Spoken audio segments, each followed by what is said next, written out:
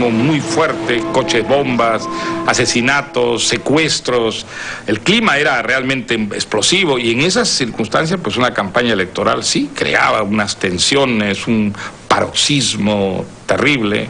Y él hacía esfuerzos desesperados por seguir leyendo, y me acuerdo que me dijo un día, mira, como no puedo leer novelas, ya estoy leyendo a Góngora, dije yo. Yo no creo que haya habido nunca un candidato que leyera una poesía de Góngora, no estaba leyendo a Quevedo, no estaba leyendo a Lope, leía a Góngora, ¿no? El más culterano, el más secreto, el más enrevesado de los poetas del siglo de oro, leía a Góngora. Quizá para defender un poco la pureza del lenguaje, ¿no? El elemento enrarecido y aéreo y abstracto y fantástico del lenguaje.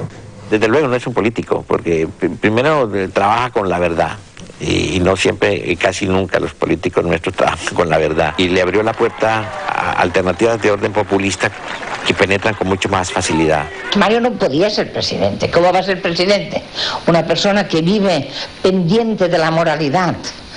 O sea, que él vive, se la juega todos los días de la vida por defender una idea en la que cree profundamente. La política es el arte de la combinación. Pero, digamos, lo que a mí me enorgullece de esa campaña es no haber mentido en ningún momento, no mentí nunca. Claro, eso fue aprovechado maravillosamente por mis adversarios, maravillosamente. Es honradez, tecnología y trabajo.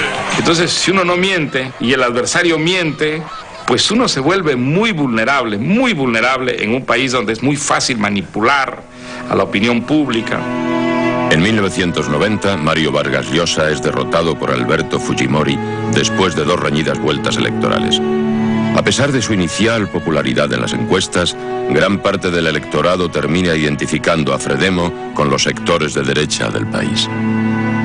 Mario es una persona contraria a lo que se dice, es una persona realmente democrática. Es decir, a él se le tilda de reaccionario hombre de derechas.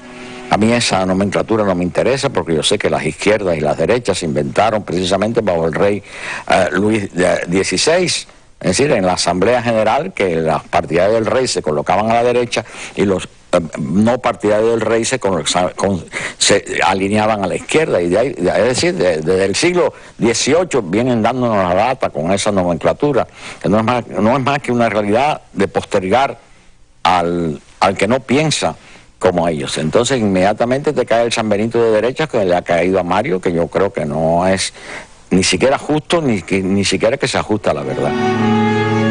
Me casé con un escritor que de pronto dio un vuelco a su vida en el año 90 y se convirtió en un candidato a la presidencia, pero en fin, yo creo que ahora ya no lo volvería a hacer. Digamos, siempre seguirá participando en política de la manera como lo ha hecho siempre, ¿no? Digamos, escribiendo, opinando, pero de una manera como la que lo hizo en el año 90 yo no lo veo así. Y espero que tampoco sea así.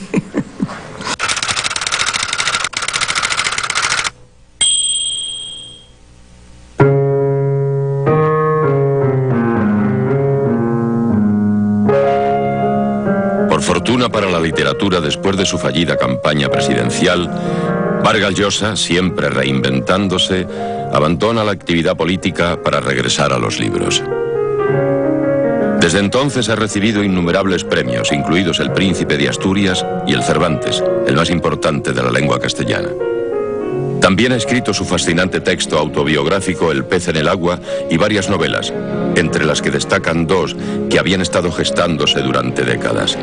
La primera es La fiesta del chivo, basada en la figura del dictador dominicano Leónidas Trujillo. La idea nació, sí, el año 1975. Escuché muchísimas historias sobre Trujillo, leí muchos libros sobre Trujillo. Ese régimen fue no solamente un régimen muy corrupto y cruel, sino también fue un régimen operático, una farsa permanente que duró 31 años y en la que toda una sociedad hizo de figurantes en esa farsa macabra de la que Trujillo fue pues el autor, el director, el maestro de ceremonias. La fiesta del chivo, que es una obra maestra de carpintería literaria. Una obra maestra en el sentido más técnico de la palabra, la obra de un maestro, la obra de un hombre que sabe exactamente cómo poner cada pieza en su lugar, sin que se note. Ansioso, observó las sábanas. La informe manchita grisácea envilecía la blancura del lino. ¡Coño! ¡Coño! Este no era un enemigo que pudiera derrotar como a estos cientos, miles que había enfrentado y vencido a lo largo de los años, comprándolos, intimidándolos o matándolos. Vivía dentro de él, carne de su carne, sangre de su sangre. Lo estaba destruyendo precisamente cuando necesitaba más fuerza y salud que nunca.